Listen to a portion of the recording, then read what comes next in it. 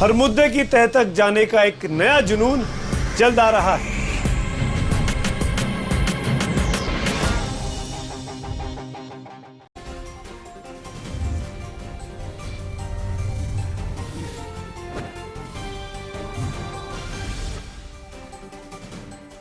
नमस्कार, मैं हूं आपके साथ सुमित अवस्थी और आप देख रहे हैं अपना फेवरेट डिबेट शो हम तो पूछेंगे। आज बात मध्य प्रदेश के उस एनकाउंटर की जिसको बहुत से लोग कथित रूप से ये कह रहे हैं कि ये फर्जी एनकाउंटर था।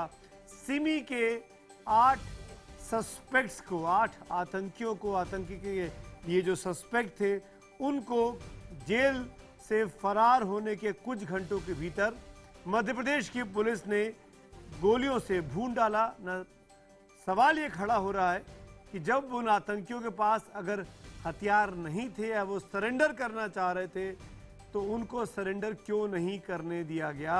क्यों एक भी आतंकी को, एक भी शख्स को जिंदा नहीं पकड़ा गया? लगभग तमाम विपक्ष एक साथ एक सुर में ये कह रहा है कि मध्य प्रदेश की पुलिस ने जो कांड किया उसकी न्यायिक जांच होनी चाहिए। उनका शक है कि यह फर्जी एनकाउंटर था। दिग्विजय सिंह जैसे नेता तो इसको एक अलग ही रंग देने की कोशिश कर रहे थे। उन्होंने बाकायदा आज के अपने बयान में कहा कि सिमी के मुसलमान आतंकी, सिमी के मुसलमान शख्स, सिमी के मुसलमान का कहने का क्या मतलब है दिग्विजय सिंह का?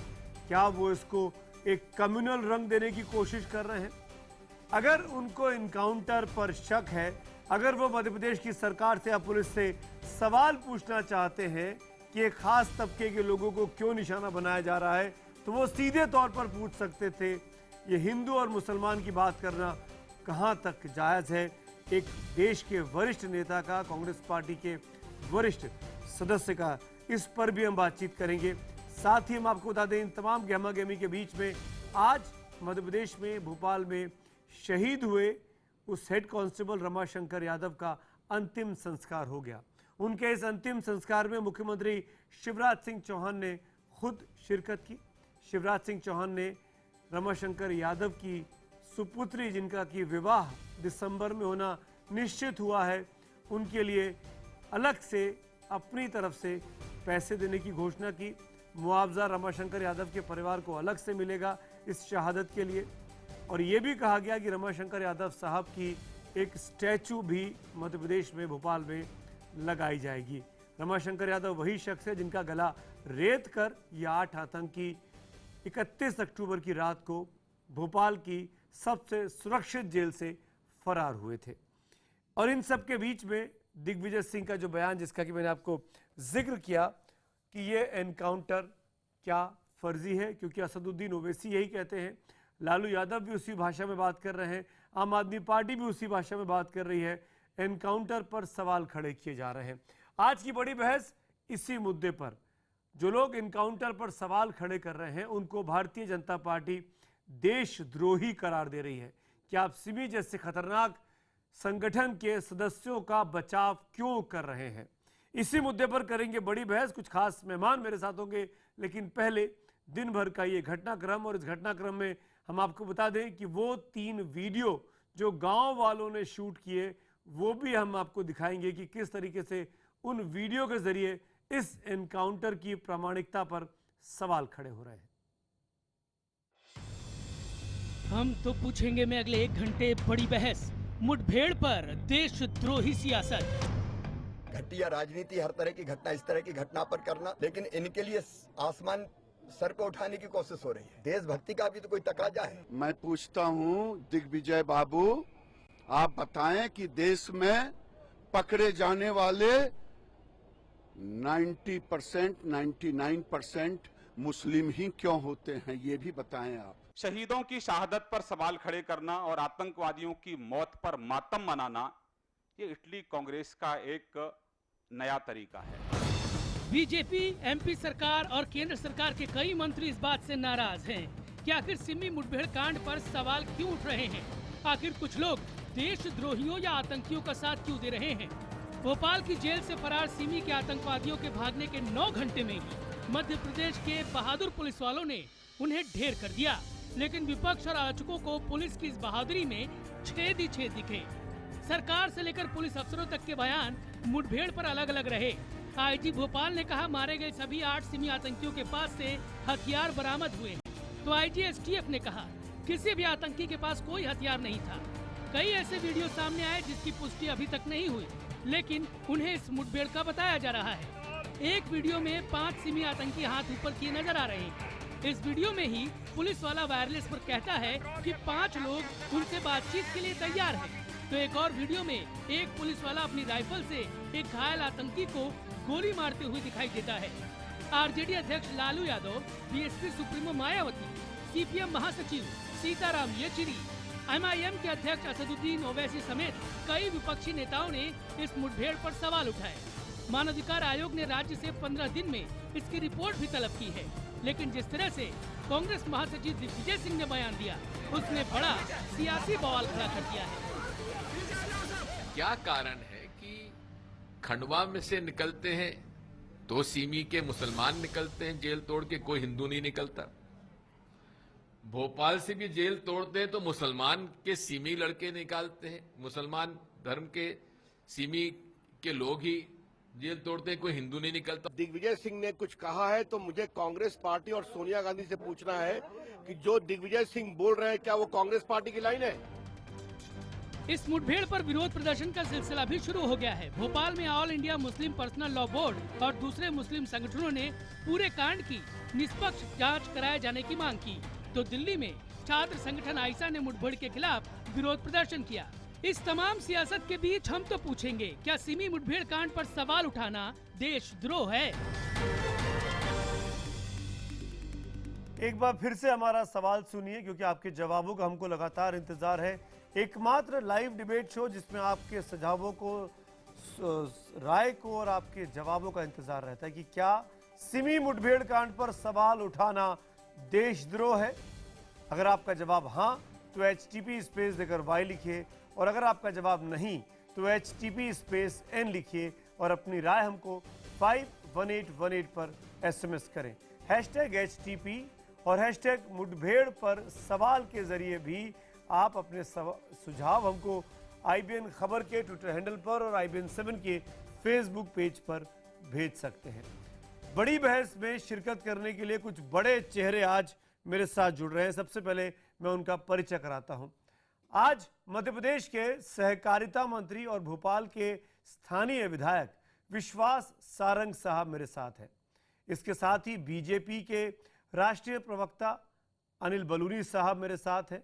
अभिजीत सिंगर मेरे साथ है, जो खुलकर इस एनकाउंटर के साथ खड़े हैं अपने ट्वीट्स के जरिए, अपने बयानों के जरिए। ये 3 लोग एक राय के हैं। उनके सामने 3 और हैं जो उनका मुकाबला करेंगे। इस एनकाउंटर को फर्जी सवाल खड़ा करने वाले जो लोग हैं उनमें कांग्रेस पार्टी के वरिष्ठ नेता प्रवक्ता मुकेश नायक, जो कि भोपाल से ही लाइव है मेरे साथ। MIM के विधायक मुंबई से वारिस पठान साहब मेरे साथ हैं, और जनता दल यूनाइटेड के वरिष्ठ नेता पवन वर्मा साहब मेरे साथ हैं। मेरा सीधा सवाल विश्वास सारंग साहब सबसे पहले आपसे, क्योंकि आप मध्य प्रदेश की सरकार को रिप्रेजेंट कर रहे हैं। क्यों नहीं आपकी पुलिस, क्यों नहीं आपकी सरकार ये बता देती कि वो CCTV फुटेज कहाँ है जिसमें ये लोग फरार होते हुए या भागते हुए दिखाई देते हैं? और ये क्यों नहीं बताते हैं आप सारंग साहब कि रात को 2 बजे जेल तोड़ते हैं और सुबह 10 बजे तक 8 आदमी एक साथ घूमते हैं, किस मॉल में जाके शॉपिंग करते हैं, जूते खरीदते हैं, घड़ियां खरीदते हैं? ये सब भी तो CCTV में या किसी ने तो देखा होगा। ये सब क्यों नहीं बता रहे हैं आप लोग, क्यों छुपा के रखे हुए हैं? विश्वास जी। देखिए सुमित जी, हम कोई भी जानकारी नहीं छुपा रहे हैं। ये एक संवेदनशील मामला है, देश की आंतरिक सुरक्षा से जुड़ा हुआ मामला है। देश की आतंकवाद, देश में हो रही आतंकवादी गतिविधियां और आतंक की जिस प्रकार से इस देश की एकता अखंडता को खंडित करना चाहते हैं, उससे सीधा जुड़ा हुआ मामला है। ये एक इन्वेस्टिगेशन का मामला है और जांच के बाद जो भी रिपोर्ट आएगी उसको पब्लिक किया जाएगा। मुख्य मुद्दा सुमित जी अभी यह है कि कांग्रेस के नेताओं को हमारे रमाशंकर यादव जी की शहादत नहीं दिख रही। उन्हें कहीं ना कहीं अपनी वोट की राजनीति के कारण मुठभेड़ को फर्जी जतलाने की एक होड़ सी मची हुई है। मैं उन नेताओं की भर्त्सना करना चाहता हूं और खासकर दिग्विजय सिंह जी की भर्त्सना करना चाहता हूं। वो बहुत बात कर रहे हैं कि न्यायिक जांच होनी चाहिए। कांग्रेस पार्टी कह रही है कि पूरे मामले की न्यायिक जांच होनी चाहिए। मैं तो आपके चैनल के माध्यम से सरकार से सारंग साहब, आप न्यायिक जांच कराएं ना कराएं, आपकी मर्जी, आप सरकार है। मैं एक सवाल और पूछता हूं, फिर डिबेट को ओपन करता हूं। मुकेश नायक, आप जवाब दीजिएगा जो भी इल्जाम कांग्रेस पार्टी पे लगा रहे हैं, लेकिन एक पत्रकार होने के नाते, सारंग साहब एक पत्रकार होने के नाते ये सवाल जहन में आते हैं और इसीलिए मैं आपसे पूछ रहा हूं। अगर मैं आपसे एनकाउंटर को लेकर सवाल पूछता हूं तो आप लोग मुझे देशद्रोही करार दे देते हैं बीजेपी के औपचारिक मंच से बैठकर कि आपने एनकाउंटर पर सवाल क्यों खड़े कर दिए, आप सिमी के उन कथित आतंकियों के साथ क्यों खड़े हो गए। ये कौन सी बात हुई भाई? और दूसरी बड़ी बात सारंग साहब, आपने मेरे सवाल का जवाब नहीं दिया। ये सर्जिकल स्ट्राइक का फुटेज नहीं मांग रहा हूं मैं सर्जिकल स्ट्राइक का फुटेज नहीं मांग रहा हूं मैं भोपाल की जेल के सीसीटीवी फुटेज को मांग रहा हूं, मैं भोपाल की सड़कों पर लगे सीसीटीवी को मांग रहा हूं, मैं भोपाल के मॉल में जो शॉपिंग की गई उसका फुटेज मांग रहा हूं। और अगर ये तीनों चीज नहीं है आपके पास तो मान लीजिए आपकी सरकार फेल हो गई। सारंग साहब। नहीं सुमित जी, देखिए सुमित जी, पहली बात तो हम और आप किसी भी फुटेज को मांगने वाले अभी स्थिति में नहीं है, क्योंकि ये पूरा मामला जांच में है, ये बहुत सेंसिटिव मामला है। दूसरा, मैं ये कहना चाहता हूं, जो लोग फर्जी मुठभेड़ इसको जतलाने की कोशिश कर रहे हैं, क्या वो इस शहादत को भी फर्जी बता रहे हैं? रमाशंकर यादव जी का जब शव मिला है तो उन आतंकवादियों के सर के बाल उनके हाथ में मिले हैं। उनका गला रेत कर जब हत्या की गई, उनको शहीद किया गया, उससे पहले उन्होंने उनके साथ संघर्ष किया, उनके हाथों में उनके बाल थे। सुमित जी, मेरी कॉन्स्टिट्यूंसी का मामला है, जेल मेरी कॉन्स्टिट्यूंसी में है। रमाशंकर यादव जी मेरी कॉन्स्टिट्यूंसी में रहते थे, मैं उनको जानता था। उनके दोनों बच्चे आर्मी में आज देश की सेवा कर रहे हैं। इतना छोटा मामला नहीं है, केवल बहस में हम किसी भी मुठभेड़ को फर्जी मुठभेड़ कह दें। मुकेश नायक जवाब दीजिए। और मेरा मुकेश नायक जवाब दीजिए। मेरा ये कहना है सुमित जी, नहीं, विश्वास जी की बातों का जवाब दीजिए। रमाशंकर यादव जी की अंतिम यात्रा में कांग्रेस के नेता क्यों नहीं शरीक हुए, पहली बात। और मुकेश नायक, आप तो खुद भोपाल में हैं, क्या आप मिलके आए उनके परिवार से? सीधा सवाल आपसे मुकेश नायक। मैं सुमित जी 1 मिनट में चाहूंगा, आप मुझे 1 मिनट का समय देने की कृपा करें। देखिए, पहली बात तो मैं बिल्कुल स्पष्ट कर दूं, किसी भी राष्ट्र विरोधी, किसी भी आतंकवादी व्यक्ति से कांग्रेस के किसी नेता की कोई सहानुभूति नहीं है, ना पहले थी ना आगे हो सकती है। दूसरी बात मैं कह दूं कि मैं इस बात से सहमत हूं जो विश्वास सारंग ने कहा कि देश की सुरक्षा से जुड़ा हुआ ये प्रश्न है। मैं उनसे ये पूछना चाहता हूं, जब ये खतरनाक आतंकवादी हैं, देश की सुरक्षा के लिए खतरा है, तो कृपया ये बताएं कि 26 जनवरी को 2011 को इसी सरकार ने बिना शर्त शाजापुर की जेल से उन्हें क्यों छोड़ा था? फिर ये बताएं कि 3 दिन बाद ऐसे कौन से कारण थे जिसके चलते इन्हें दोबारा पकड़ा गया? तीसरी बात मैं ये पूछना चाहता हूं कि खंडवा जेल में किन परिस्थितियों के चलते ये जेल से भागे थे? चौथी बात मैं इनसे ये पूछना चाहता हूं, आपके चैनल ने, सुमित अवस्थी जी, देश में सबसे पहले ये बात दिखाई कि एंटी टेररिस्ट फोर्स के आईजी ये कह रहे हैं कि आतंकवादियों के पास कोई हथियार नहीं थे, और भोपाल के आईजी ये कह रहे हैं कि उन्होंने काउंटर अटैक किया, फायरिंग की पुलिस पर। इन दोनों बातों में से किसको सही माना जाए? जिस समय आतंकवादी जेल से भागे, आतंकवादी जेल से भागे, मेरे को सारंग साहब जवाब पूरी बात कर लो। विश्वास जी, नायक साहब आपकी बात पे, नायक साहब आपकी बात पे जवाब दे रहे हैं सारंग साहब। अनिल बलूनी में आ रहा हूँ, बलूनी साहब मैं जवाब दे रहा हूं। 1 मिनट बोल लूं, आपका 1 मिनट हो गया, सुनिए ना, मैं कंप्लीट कर लूं। नायक साहब लेट मी कंडक्ट दिस। आप ही की बात का जवाब दे रहे हैं, सुन लीजिए सारंग साहब। देखिए सीधी बात है, इस देश में कल से कंफ्यूजन शुरू हुआ है कि बयान में विरोधाभास है। बयान में कहीं विरोधाभास नहीं है। हमारे गृह मंत्री जी ने प्राइमा फेस पहले समय जब सुबह ये बता दें। अब भाई आप मुकेश भाई, आप इतने सीनियर हैं, आप मुझे बात नहीं करने देंगे तो ऐसा नहीं चलेगा। नहीं, आप बात करिए। मैं सीधा जवाब दे रहा हूं, कहीं कोई विरोधाभास नहीं है बयानों में। प्राइमा फेस पहले जब सुबह जब आतंकवादी जेल तोड़कर भगे, उस समय यह बयान आया था कि उस समय उनके पास कोई भी हथियार नहीं थे। और उसके बाद पूरी जानकारी इकट्ठी करने के बाद जब यह पूरा का पूरा ऑपरेशन पूरा हो गया, भोपाल के आईजी योगेश चौधरी जी ने ऑफिशियल वक्तव्य दिया कि फायरिंग हुई थी। इसलिए हमें विचार तो फिर एटीएफ के शमी साहब को क्यों हटा दिया? एटीएफ के शमी साहब को क्यों हटा दिया आप लोगों ने? आज अगर उनका बयान सही था तो। सुमित जी मेरे को मैं आपसे फिर निवेदन कर रहा हूं कि ये कहीं भी बयानों में विरोधाभास नहीं है। मेरा सवाल पहला बयान है, अगर विरोधाभास नहीं है तो शमी साहब को क्यों उनके पद से हटाया गया अचानक? नहीं, ये तो सरकार का पक्ष है, सरकार किसको रखती है किसको नहीं रखती, इससे इसका कोई लेना देना नहीं है। मैं आपसे ये कह रहा हूं साहब, हम बहुत सी सरकारों को देख रहे हैं, हम आपकी सरकार को भी देख रहे हैं सारंग साहब। सारंग साहब, आपने ये बात मान ली है कि जेल से बाहर आने के बाद किन्हीं ने उनकी मदद की, जिसने उनको जूते दिलाए, हथियार दिलाए, कपड़े दिलाए, और ये अगर दिलाए तो वो पहले से उनको कैसे इन्फॉर्म किया गया? क्या जेल में उनके पास फोन था? क्या जेल का कोई अधिकारी मिला हुआ है? जेल से खबरें कैसे बाहर जा रही थी खूंखार लोगों की? सारंग साहब, मेरा ये कहना है, ये पूरा का पूरा जांच का विषय है। इस पर अभी हम कोई भी मैं ना अब तो आपने 8 को मुठभेड़ में एनकाउंटर कर दिया है। नहीं, अब कहां से जांच होगी? कौन बताएगा अब आपको? कहां से सबूत मिलेंगे आपको? यही तो सवाल खड़ा हो रहा है कि 5 आदमी सरेंडर करना चाह रहे हैं, वीडियो में दिख रहा है, और आप लोग गोली मार देते हैं, एक को भी जिंदा नहीं पकड़ते। सुमित जी, क्या आप ऑफिशियल सिमी के प्रवक्ता के रूप में ये बोल रहे हैं कि वो 8 आतंकवादी सरेंडर करना चाहते थे?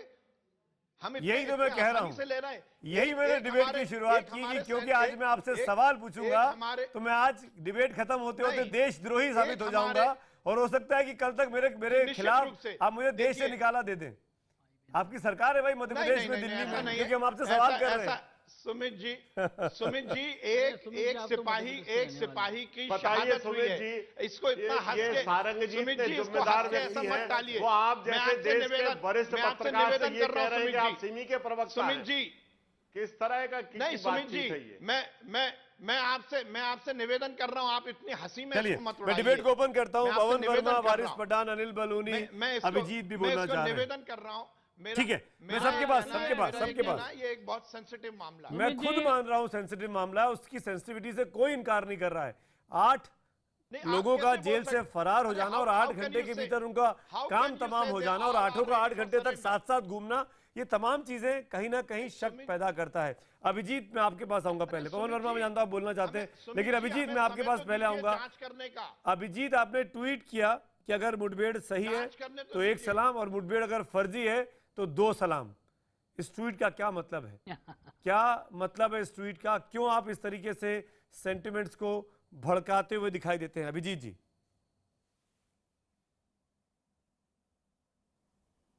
आप मेरे को किसी पॉलिटिकल पार्टी का स्पोक्स पर्सन मत बनाइएगा, ना तो मुझे कहीं से भी किसी के साथ जोड़िएगा।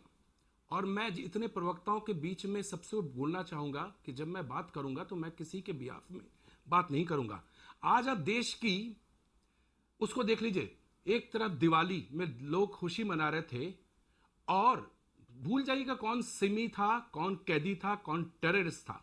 8 लोग निकलते हैं दिवाली के समय, बोल दीजिए अभी भी दिवाली चल रही है, एक देश की रक्षा करने वाला एक कांस्टेबल को गला रेत के चले जाते हैं। उसके बाद हमारे जितने लोग रुदाली गैंग, जिसको बोलते हैं रुदाली गैंग, रोने वाले लोग, वो लोग तो 10-15 मिनट में पूरी बायोडाटा निकाल लेते हैं, कौन क्या था क्या नहीं था, ये था करके वो लोग अपना इंक्वायरी शुरू कर देते हैं।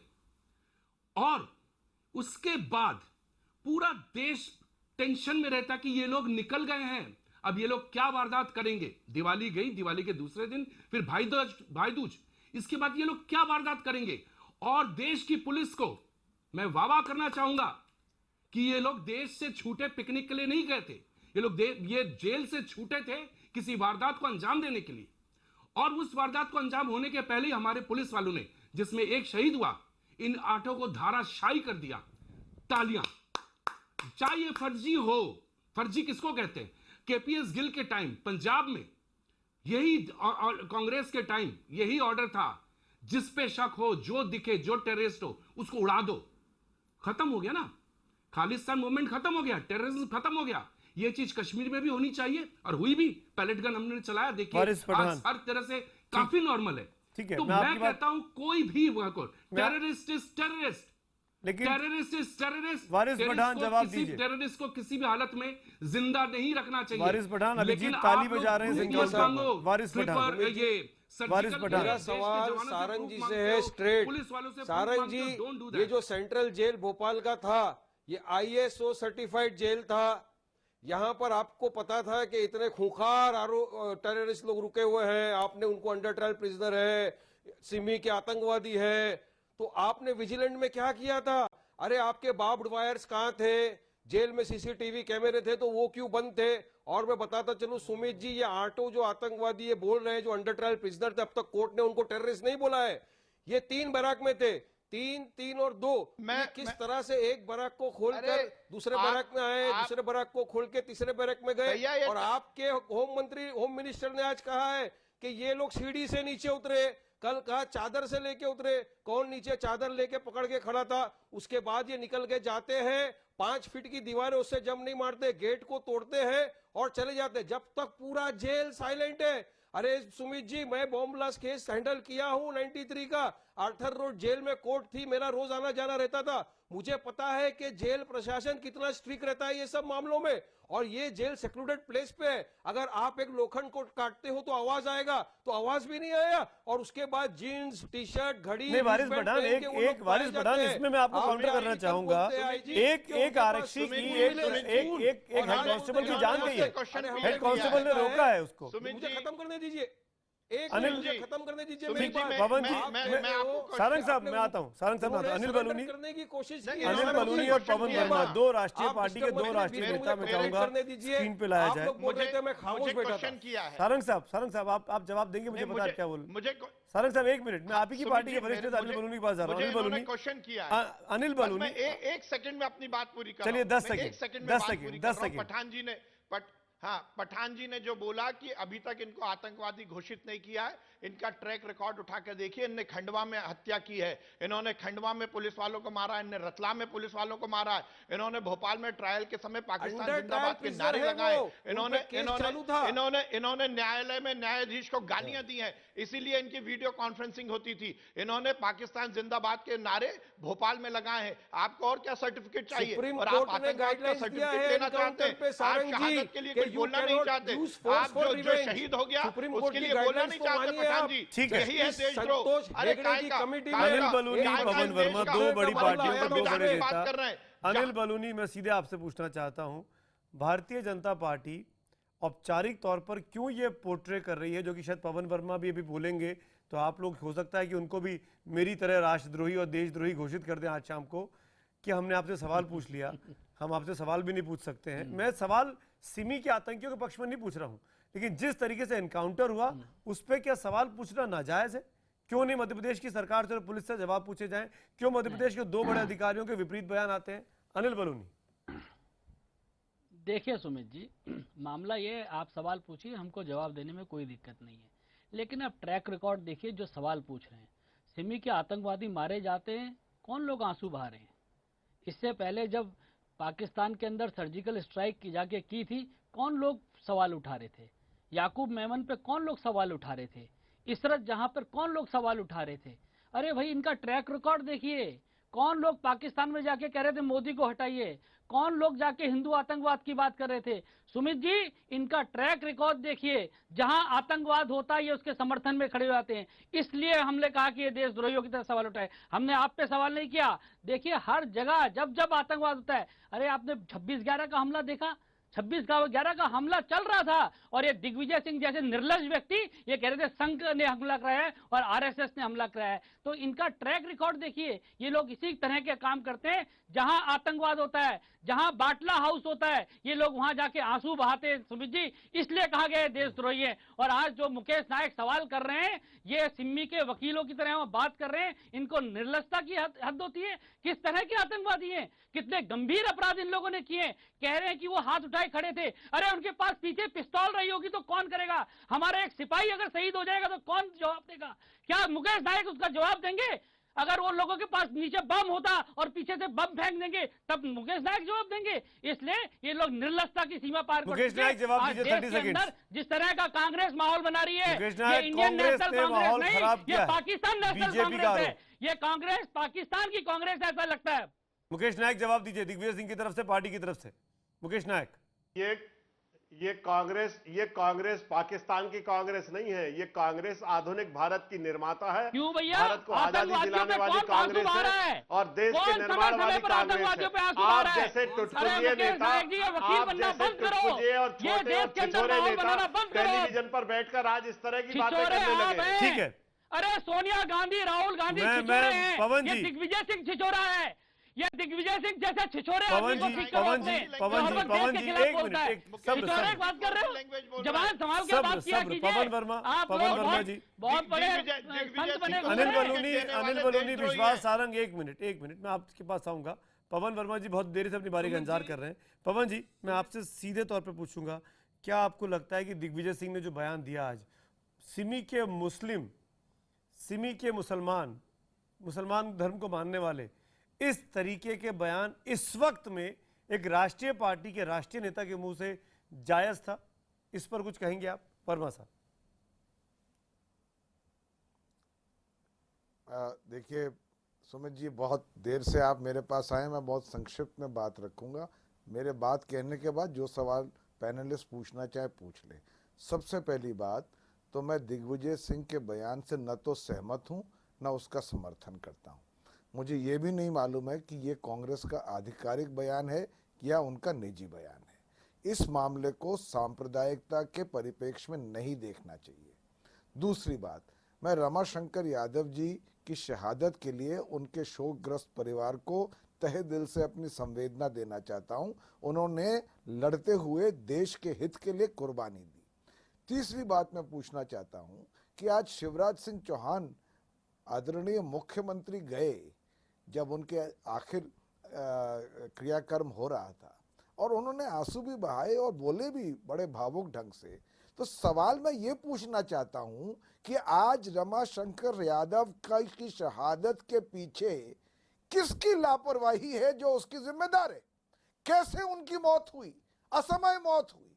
किस तरह के वहां पे प्रबंध थे जेल में, जिसके वजह से एक इकलौता आदमी जिसने कई बार पिटीशन दिया था कि मेरी उम्र हो चुकी है, मैं अकेले यहाँ ड्यूटी नहीं कर सकता हूँ, और जेल के और जो बाकी लापरवाहियां थी, कोई मदद में नहीं आया, उसकी जिम्मेवारी कौन लेगा? चौथी बात मैं ये कहना चाहता हूँ कि बड़ा अचरज लगता है कि इस संवाद में बीजेपी के बड़े आदरणीय प्रवक्ता अब राष्ट्रवाद को बीजेपी की एक मोनोपोली मांगने लगे। वो बीजेपी, और मैं बड़े इसको रिस्पेक्ट से कहता हूं, जो न स्वतंत्रता संग्राम से जुड़ी थी, जो बहुत देर तक तिरंगा को नहीं मानती है, आज उनसे कोई सवाल पूछे तो जैसे रात को रट के सोए सुबह कहते तुम देशद्रोही हो। सवाल क्यों उठता है? एनकाउंटर से हमें इतराज नहीं है। सुमित जी, अगर कोई आतंकवादी है, मैं खत्म कर लूं सर, मैं 10 सेकंड में बोलूंगा, मेरी रिक्वेस्ट है, मैं लास्ट में बोल रहा हूं। आपने मैं बोला आपसे सिर्फ ये सवाल पूछना चाहता हूं कि आप आतंकवादी नहीं, देखे मुझे खत्म कर लेने दीजिए, उसके बाद आपको जो कहना है कहिए। आतंकवाद के खिलाफ और आतंकियों के खिलाफ आप सख्त से सख्त लड़ाई लड़ी। पवन वर्मा जी, पर देखिए, जब आप बोल रहे थे मैं नहीं बोला था, जब आप बोल रहे थे मैं नहीं बोला था। शालीनता बरतिए, शालीनता बरतिए। आप 10 सेकंड में पूरा कर लेंगे, 10 सेकंड और लूंगा। तो आतंकवाद और आतंकियों के खिलाफ, आतंकवाद और आतंकियों के खिलाफ आप लड़ाई, पुरजोर लड़ाई लड़िए, पर इस देश में संविधान के तहत कानून का राज है, और कानून के राज के तहत जब तक परिस्थितियां बिल्कुल उस तरह की न हो, किसी को कानून को अपने हाथ में लेने की इजाजत नहीं है, न तो नागरिक को सरकार से मदद की जा रही है। संविधान की बात कर रहे हैं, नीतीश कुमार और इस तरह की फुटेज देखते हुए इसमें एक न्यायिक जांच होना जरूरी है। वर्मा जी, आपकी बात पूरी हुई। आपका काउंटर विश्वास सारंग से, विश्वास सारंग। सुमित जी बहुत, मैं ये कह रहा हूं कि सबसे पहले ये न्यायिक जांच की बात कर रहे हैं, मैं तो इस सरकार से ये मांग करूंगा और मैं कल पत्र लिखने वाला हूं कि मुख्यमंत्री जब दिग्विजय सिंह थे उनके कार्यकाल की जांच करनी होगी, क्योंकि उसी समय मध्य प्रदेश में सबसे ज्यादा सिमी का नेटवर्क बड़ा था। और उसके बाद सरकार से हटने के बाद जब ये बताइए ना, जो पवन वर्मा जी ने कहा सारंग साहब, उसका काउंटर दीजिए कि रमाकांत यादव जी की मौत हुई, उसका जिम्मेदार कौन है? सीधा सवाल उन्होंने पूछा। देखिए उस बुजुर्ग व्यक्ति की लापरवाही की वजह से मौत हो जाती है, क्यों नहीं मध्य प्रदेश की सरकार को, मध्य प्रदेश की पुलिस को डॉक में खड़ा किया जाए? कैसे बच सकते हैं आप सारंग साहब? नहीं, देखिए बिल्कुल नहीं बच रहे हैं हम। तत्काल प्रभाव से एडीजी जेल को हटाया गया, उनको सस्पेंड किया गया, सुपरिटेंडेंट को सस्पेंड किया गया, जेलर को सस्पेंड किया गया, उस पूरी जेल की व्यवस्था में जो अधिकारी थे उनको सस्पेंड किया गया। नंदन दुबे जी के नेतृत्व में एक जांच बिठाई गई, जो जांच का निष्कर्ष होगा माननीय मुख्यमंत्री जी ने कहा है कि यदि किसी को बर्खास्त करना होगा तो बर्खास्त किया जाएगा। हमारी सरकार ने कहीं कोताही नहीं की और उसी का परिणाम निकला कि हमने 8 घंटे में 8 आतंकवादियों को मार डाला। हमने 8 आतंकवादियों को मार डाला और इसके बाद कांग्रेस प्रश्न चिन्ह लगा रही है। यही शर्म की बात है, बहस यही शुरू होती है। सुमित जी जांच होनी चाहिए। मुकेश नायक 2-3 चीजें इस डिबेट में क्लियर होनी बहुत जरूरी है कांग्रेस के बिहाफ पे। काम कर रहे हैं कांग्रेस में, क्योंकि सवाल खड़े हुए। मुकेश नायक कर रहे हैं, दिग्विजय सिंह क्या नाम है? मुकेश नायक ऑन द स्क्रीन। मुकेश नायक, आधिकारिक बयान है क्या दिग्विजय सिंह का, जो उन्होंने कहा आज मुस्लिम सिमी के मुसलमान? मुकेश नायक, हाँ या ना, आधिकारिक बयान है कांग्रेस पार्टी का? देखिए, ये उनका व्यक्तिगत बयान है, ये कांग्रेस पार्टी का बयान नहीं है। क्या एक्शन लेंगे उनके खिलाफ? बात मैं ये कहना चाहता हूं, क्या एक्शन लेंगे उनके खिलाफ? देखिए उनकी अपनी जानकारियां होती हैं, वो बहुत बड़े नेता हैं। सिमी के मुसलमान क्यों कहा उन्होंने? रहे हैं और आज सिमी के मुसलमान ही भागते हैं, ये क्यों कहा उन्होंने? आप उनसे पूछें। क्यों पूछे उनसे? भाई आपकी पार्टी के नेता हैं, आप उनसे पूछें, आप जवाब दीजिए। और जो प्रश्न अगर आप उनकी बात का जवाब नहीं देते तो उनको पार्टी से बाहर कर दीजिए। नेताओं को देना है। नहीं, मैं इसलिए बोल रहा हूँ मुकेश नायक साहब, मेरे पास कुछ फिगर्स हैं। उन्होंने कहा कि जेल से ऐसा क्यों होता है, खंडवा से भी सिमी के मुसलमान व्यक्ति भागते हैं, भोपाल से भी सिमी के मुसलमान भागते हैं। वो दरअसल ये कहना चाह रहे थे कि मुसलमान भागते हैं और बीजेपी उनको भगाती है और फिर उनका एनकाउंटर कर देती है। शायद उनके कहने का मतलब यही रहा होगा, जो वो जिस तरीके से उन पर सवाल खड़े हो रहे हैं। शायद दिग्विजय सिंह जी ये जानकारी लेना भूल गए। अरे भाई, इसी जेल से मुकेश नायक साहब, इसी जेल से 6 फरवरी को 2 हत्या के आरोपी कैदी फरार हो चुके हैं। दोनों हिंदू थे। फिर ये क्यों नहीं कहा उन्होंने? वो सिर्फ सिमी के मुसलमान कहने का क्या मतलब था? सिमी जैसे संगठन में क्या हिंदू भी काम करते हैं? क्या उनकी जानकारी में है या मुकेश नायक की जानकारी में? तो बता दें देश को। देखिए सुमित अवस्थी जी, उन्होंने इसलिए कहा कि खंडवा जेल से भी यही भागे थे, भोपाल जेल से भी यही भागे, शाजापुर जेल से सरकार ने इन्हें छोड़ दिया। एक सीरीज है पूरी, ये श्रृंखला है पूरी, और इसी संदर्भ में, इसी पृष्ठभूमि के संदर्भ में उन्होंने ये बात कही है। मैं ये कहना चाहता हूं कि देखिए आप, जिस तरह से 35 प्रहरी ड्यूटी पे थे सुमित अवस्थी जी जेल में, 35 प्रहरी, और 35 प्रहरी कहां गए थे इसका कोई सरकार के पास जवाब नहीं है। नहीं, पर आप इसको कैसे फर्जी कह रहे हैं? जो फुटेज है, अभी तो किसी भी एनकाउंटर की जांच तो होती है, न्यायिक जांच, वो तो होगी, ये तो नियम है। यानी आपकी स्टेट ह्यूमन राइट कमीशन ने नोटिस दे दिया, सरकार जवाब देगी बगैर किसी जांच परख के। आप लोग रमाकांत यादव की अंतिम यात्रा में नहीं जाते हैं मुकेश नायक साहब, भोपाल में रह के भी, लेकिन आप उन 8 व्यक्तियों के लिए खड़े हो जाते हैं जिन पर तमाम तरह के मुकदमे चल रहे थे। क्यों? यही तो आप पे सवाल खड़े कर रही है बीजेपी। देखिए कोई भी व्यक्ति, सुमित अवस्थी जी, कोई भी व्यक्ति उन 8 लोगों के साथ कांग्रेस का नहीं खड़ा है।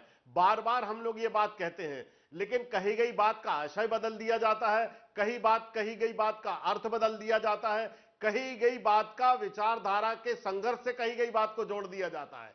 देखिए, हम बात कर रहे हैं जेल में लापरवाही और करप्शन की। यहां पुलिस अधीक्षक थे सोम कुंवर भोपाल जेल में।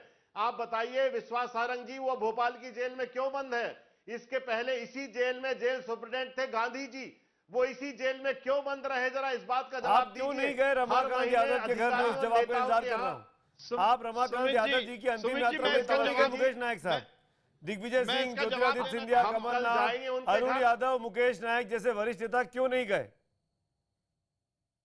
हम जरूर जाएंगे। हम आज ही भोपाल लौटे हैं सुबह, हम कल उनके यहाँ जरूर जाएंगे। आज लौटे हैं, आप डिबेट में आने का वक्त है, परिवार के पास जाने का वक्त नहीं था आपके पास। अनिल बलूनी, आप बीजेपी कांग्रेस की बातों को पलट देते हैं। अनिल बलूनी। सुमित जी देखिए, ये कांग्रेस का बहुत सोचा समझा खेल है। सोनिया गांधी बहुत तेज पॉलिटिशियन है, बहुत शातिर राजनीतिज्ञ हैं। वो दिग्विजय सिंह से बुलवाती हैं, मणिशंकर अय्यर से बुलवाती हैं, सलमान खुर्शीद से बुलवाती हैं, तमाम इन लोगों से इस तरह की फिरका परस्ती की बात कराती है जिससे समाज में जहर घोला जा सके, और बाद में कहते हैं कि पार्टी का ऑफिशियल लाइन नहीं है। लगातार दिग्विजय सिंह बयान दे रहे हैं कि ये बैलोनी साहब से कहिए कि थोड़ा ये संयत रहे और हमारे नेताओं के बारे में थोड़ी अच्छी भाषा का प्रयोग करें। आप अगर इस तरह की भाषा का प्रयोग करेंगे, आप जैसे हलकट और छिछोरे नेता दो के नेता सोनिया जी के बारे में ये कहेंगे तो मुझे बोलना पड़ेगा। आपकी क्या औकात है? आपकी क्या औकात है? सोनिया गांधी और राहुल गांधी राहुल गांधी की है। कौन से पार्षद है? कौन से राहुल गांधी की औकात है? हमारी क्या औकात है? क्या पहचान है भारत में? आपका सोनिया मैडम की औकात है? क्या योगदान है? आप थोड़ा संयत रहिए। सोनिया गांधी जी की है। भाषा का प्रयोग सारा करिए। निर्माण सोनिया गांधी जी ने रिक्वेस्ट करूंगा, और कृपया निजी आरोप ना लगाएं, मुद्दे पर बात करें। किसी के व्यक्तिगत आरोपों की जरूरत नहीं है। एक राष्ट्रीय चैनल पर राष्ट्रीय डिबेट में है, बड़ा पैनल है, बड़े बड़े लोग आप लोग बैठे हुए हो। एक निजी इस तरह के छोटे मुद्दों पे ना जाएं, व्यक्तिगत आक्षेपों पे ना जाएं। वारिस पठान, वारिस पठान और अभिजीत। राहुल गांधी दादरी जाते हैं, राहुल गांधी हैदराबाद जाते हैं। सारंग साहब एक मिनट, आप बीजेपी के ऑलरेडी दो लोग हैं, तो आप लोगों को बारी भी वैसे ही मिलेगी ना, आप चिंता नहीं करिए। वारिस पठान साहब, मैंने आपसे पूछना चाहता हूं, क्या आपको लगता नहीं है कि जिस तरीके से एनकाउंटर हुआ उसके बाद तुरंत ओवैसी साहब का बयान आना और न्यायिक जांच की बात करना, दिग्विजय सिंह का बयान आना, न्यायिक जांच की बात करना, आप लोगों को तो पता है कि किसी, आप तो वकील हैं वारिस साहब, किसी भी एनकाउंटर की मजिस्ट्रियल जांच तो होती है, जांच हो जाएगी, जांच में पता लग जाएगा फर्जी था कि नहीं था। आप लोगों ने पहले ही सवाल खड़े कर दिए। अगर ये राजनीति नहीं है तो क्या है पठान साहब? देखिए सुमित जी, मैं आपको बात बताता चलूं कि जब ये एनकाउंटर हुआ, जिसका वीडियो वायरल हुआ, सब जब प्रेस ने पूछा, तब एक नागरिक है, हम लोग को जिस तरह कानून ने आपको हक दिया है कि आप डिबेट करो, उसी तरह हमको भी राइट्स दिए गए हैं कि हम सवाल करें। हमने सवाल किया और हमारा सवाल तो एक है कि इमीडिएटली जो टेलीफोनिक कन्वर्सेशन हो रहा था वायरलेस पे, उन ऑफिसर्स का मजिस्ट्रेट के सामने जाके स्टेटमेंट लिया जाए, वो सारे टेप्स को सरेंडर किया जाए, वरना टेम्परिंग ऑफ द एविडेंस हो सकता है। इसकी जांच सुप्रीम कोर्ट की मॉनिटरिंग कमेटी के अंदर ही होनी चाहिए, क्योंकि एक बार इसी तरह मिजोरम के मध्य प्रदेश सरकार ने मना कर दिया, जांच नहीं कराएंगे। जस्टिस संतोष हेगड़े साहब की कमेटी का गठन किया था, उसमें 6 के 6 एनकाउंटर फर्जी आए थे और सुप्रीम कोर्ट ने गाइडलाइंस दिया था कि आपको follow the rule of law, आप किसी को भी इस तरह मार नहीं सकते। और जब देखा गया ये है कि वो लोग सरेंडर करना चाहते थे, जब इनके खुद के स्टेटमेंट थे कि उनके पास हथियार नहीं थे, स्पून थे, तो पुलिस ने उनको अरेस्ट क्यों नहीं किया? अरे आप उनको अरेस्ट करते, 90 दिन की न्याय हिरासत में लेते, उनको मारते पीटते, उनसे इंक्वायरी करते, उसके बाद कानून के सामने लाते और जो कोर्ट फैसला करती सबको मंजूर था। अरे वो अगर इतने बड़े टेररिस्ट थे उनको फांसी दे देते, मगर इस तरह से आपने कोल्ड ब्लडेड मर्डर टाइप, अब देखिए टीवी पे कैसा दिखा रहा है कि उसको गोली मार जा रही है। आप इसको क्या जवाब दीजिए इस बात का? और यहाँ पे उनको जिंदा रहने का हक था, वो कहीं आतंकी घोषित नहीं हुए थे किसी कोर्ट के द्वारा। आप कैसे ताली बजा सकते हैं अभिजीत? कितना समर्थन कीजिए, कितना बचाइए वकील बनके, आतंकवादियों को छोड़ा नहीं जाएगा। जुडिशियल इस डिमांड नहीं, पर अनिल बलूनी, सवाल वही है कि अनिल बलूनी की वो आतंकवादी घोषित नहीं हुए थे। मुझे कहना पड़ रहा है सुमित जी, आपके चैनल पे जो लोग कई लोगों को मार चुके हैं, कई पुलिस वालों की हत्या कर चुके हैं, जेल से भाग चुके हैं, वो क्या कोई अच्छे लोग थे, कोई सदाचारी लोग थे, कोई संत थे क्या? सुमित जी, वो आतंकवादी नहीं थे तो क्या थे? जो पुलिस वालों की हत्या कर चुके हैं, जो जेलों से भाग रहे हैं बार-बार। अरे तो इस फॉर्मूले से अनिल जी इस फॉर्मूले से तो कर्नल पुरोहित भी जेल में गए थे, साध्वी प्राची भी गई है, बहुत से लोगों के नाम है, तो क्या वो सब आतंकवादी मान लिए जाए? सबको ऐसे सड़क पे जाके गोली मार दी जाए? ये क्या तरीका हुआ? ये देश में कानून का राज है, संविधान चलता है, सुप्रीम कोर्ट है, हाई कोर्ट है, कैसे आप उसको इनकार कर सकते हैं? माना कि वो खराब आदमी थे, माना कि वो सिमी से जुड़े थे। अच्छा सुमित जी बताइए, नहीं नहीं सुमित जी बताइए, कोई जेल से भाग रहा है लगातार, कोई जेल से भाग रहा है, बार बार हत्याएं कर रहा है, कोई बड़ी घटना कर देगा, कौन जिम्मेवार है? फिर आप ही लोग सवाल उठाएंगे कि क्यों नहीं मारा था समय पे, क्यों नहीं पकड़ा था इनको? अरे आप कह रहे हैं आज वो खाली हाथ थे, अभी वारिस पठान ज्ञान दे रहे हैं कि पीछे हाथ किए थे, ऊपर हाथ किए थे। ऐसे आतंकवादियों की जेल में जगह है, ऐसे आतंकवादियों की जो जगह है उनको भेजा जाएगा बिल्कुल, पुलिस का मनोबल गिराने नहीं देंगे। अभिजीत बोलना चाह रहे हैं। अभिजीत, क्या इस पूरे घटनाक्रम से जो बात अनिल बलूनी कह रहे हैं, सुरक्षा कर्मियों का मनोबल गिरता है? अभिजीत, इस तरह के डिबेट से अभिजीत। जी हाँ, यहां पे इंडिया में अभी ऐसी पोजीशन है कि किसी भी आतंकवाद या आतंकियों के ऊपर केस नहीं चलना चाहिए। ज्यादा से ज्यादा 7 दिन, ज्यादा से ज्यादा 2 दिन, चाहे वो फर्जी मुठभेड़ हो, कोई भी आतंक का, कोई भी जात का आतंक हो, कोई भी धर्म का आतंक हो, उसको उड़ा देना चाहिए। ये सब आतंकवाद की। लेकिन एक फिर आप में और तालिबान में अंतर क्या रह जाएगा?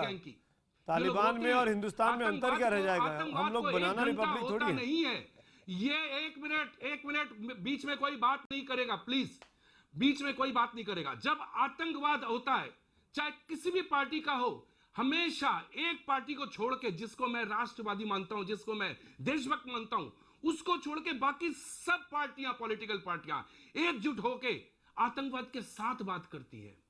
अब मैं इनको देशद्रोही नहीं मानता हूं, लेकिन कहीं ना कहीं से ये किसी का साथ दे रहे हैं, चाहे वो सिम्मी का साथ दे या सिम्मी के अगेंस्ट नहीं बोलते। कोई भी आतंकी मरता है, उसके अगेंस्ट में आज से कभी नहीं बोलते। लेकिन आंसू बहाते हैं। क्या इन पे न्यायिक जांच नहीं होनी चाहिए? इन लोगों का लिस्ट तैयार नहीं होना चाहिए कि Pawan Verma want to respond. Abhijit, Pawan ji want to respond. Pawan ji, आतंकवाद हो, सिमी हो, ये लोग देखिए, आप में से किसी के बारे में बात नहीं कर रहा केवल दो, लेकिन टिपिकल कुछ नेता लोग हैं। जी पवन जी बोलिए। कुछ एनजीओ वाले हैं, ये लोग फिक्स लोग हैं जो इनके अगर बोलने की इजाजत दे मुझे। ये साथ देना देखिए, बहुत बड़ा क्राइम है। जो अभिजीत जी कह रहे हैं, जरा सुन लीजिए तभी तो बोलूंगा। अभिजीत जी आपकी बात पे रिस्पॉन्ड कर रहे हैं। पवन जी सुन लीजिए। पवन वर्मा। 50 तक। अभिजीत जी की मैंने बात सुनी और इसमें कोई दो राय नहीं है कि आतंकवाद के खिलाफ पूरे देश को एक पुरजोर लड़ाई लड़नी है। पर मैं अभिजीत से एक बहुत ही, उनको शायद सरल लगे ये सवाल, ये पूछना चाहता हूं कि आतंकवाद से जब एक लोकतांत्रिक देश लड़ाई करता है तो क्या ये तय करके चले कि देश का कानून का राज अब खत्म हो गया है और किसी को भी कोई भी शक पर आप पहले गोली मार दीजिए और बाद में सवाल पूछिए? ये मैं सवाल आपसे बुनियादी पूछ रहा हूं क्योंकि ये सवाल इस कांड के उसका परिप्रेक्ष्य कहीं ज्यादा है। आपके कोई रिश्तेदार को आतंकवादी एनकाउंटर है, बिना तहकीकात एक पुलिस वाले को मार के, कानून जेल तोड़ के, एक पुलिस वाले को मार के गला रेत के वो लोग निकले हैं, उनको नहीं छोड़ना चाहिए। एक मिनट सर, मैं अपना सवाल पूछ लेता हूं, प्लीज अलाउ मी। तो अगर उसको गोली मार दे तो आपको लगेगा कि नहीं कि मैं एक लोकतंत्र में रहता हूं, मुझे भी वो हक है अपने इनोसेंस को प्रूव करने का। मैं इन आतंकवादियों की बात नहीं कर रहा हूं। लेकिन उसके बारे में जैसे भी न्यायिक जांच हो, सच का सच होना चाहिए और झूठ का झूठ। पवन जी, मैं आपसे एक सवाल पूछना चाहता हूं। ये लोग कौन थे जिन्होंने पुलिस का गला रेत के, पवन जी, इन लोगों ने एक आरक्षी को मारा, एक की हत्या करके फरार हुए, और जितने लोग हैं, मोहम्मद खालिद, मोहम्मद अकील, मोहम्मद मुजीब शेख, जाकिर हुसैन, महबूब गुड्डू, अमजद खान, अब्दुल मजीद, इन सब पे कुछ ना कुछ संगीन आरोप हैं। ऐसा नहीं था कि कोई चोरी की बात हो या लूटपाट की बात हो, सबके हत्या, बम बनाना, बम फोड़ना, ऐसे इल्जाम थे। पवन वर्मा जी। सुमित जी, मैं संक्षिप्त जवाब देता हूं। ये संदिग्ध आतंकवादी थे, इन्होंने बड़े जघन्य अपराध किए थे। आपको मेरी आवाज सुनाई दे रही है? जी हाँ 30 सेकंड, हाँ बोलिए। तो जो अपराध इन्होंने किए थे, जी मैं 30 सेकंड में बोलूंगा, जो अपराध इन्होंने किए थे, अगर परिस्थितियां ऐसी थी कि पुलिस को लगता था कि उनको ये उन पर हमला कर देंगे तो वो जरूर उन पर गोली चलाएं। पर इस बात में अगर कोई संशय है तब एक सवाल उठता है कि जब उनको आप अरेस्ट कर सकते थे, अगर वो सरेंडर कर रहे थे, तो आपने कानून के राज को नहीं कर सकते दरकिनार थे। करके एनकाउंटर क्यों किया? क्योंकि ये सवाल कल कोई भी पूछ सकता है, कोई भी नागरिक पूछ सकता है। Last comment. और बलूनी साहब से मैं अगर पूछने दे तो मैं 10 सेकंड में पूछना चाहता हूं। हाँ, मान लीजिए ये देश विभाजन हो चुका है, इसका एक तरफ रामजादे हैं, एक तरफ देश आपके, बाकी सब हम लोग देशद्रोही। नहीं सुमित जी, फिर भी उनसे ये पूछना चाहूंगा मैं मान लीजिए हो गई आपकी बात पूरी, मैं मानता हूं हम अनिल सब बलूनी, देशद्रोही हैं, आप देशभक्त हैं।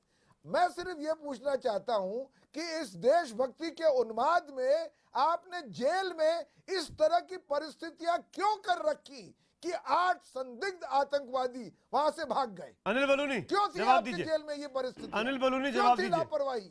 अनिल कहाँ बलूनी गई थी जवाब आपकी? दीजिए, 30 सेकंड में मुझे वाइंड अप करना है। अनिल बलूनी। सुमित जी देखिए, सुमित जी ये सीधा जो देखिए, पवन वर्मा बड़ी चालाकी के साथ पीछे से समर्थन कर रहे हैं। पवन वर्मा बहुत चालाकी दिखा रहे हैं कि मैं सभ्य शब्दों में सिम्मी के आतंकवादियों को कैसे समर्थन किया जाए। मुकेश नायक खुल्लम खुल्ला कर रहे हैं। देखिए, अगर पवन वर्मा जी अगर आप खड़े होते और आपके सामने 8 आतंकवादी खड़े होते, पसीने छूट जाते, कपड़े गीले हो जाते आपके, जब पता लगता। बड़ी हो रही है डिबेट में, बहस और भी होगी। माफी चाहता हूं तमाम पैनलिस्ट का मेरे साथ जुड़ने के लिए बहुत बहुत शुक्रिया।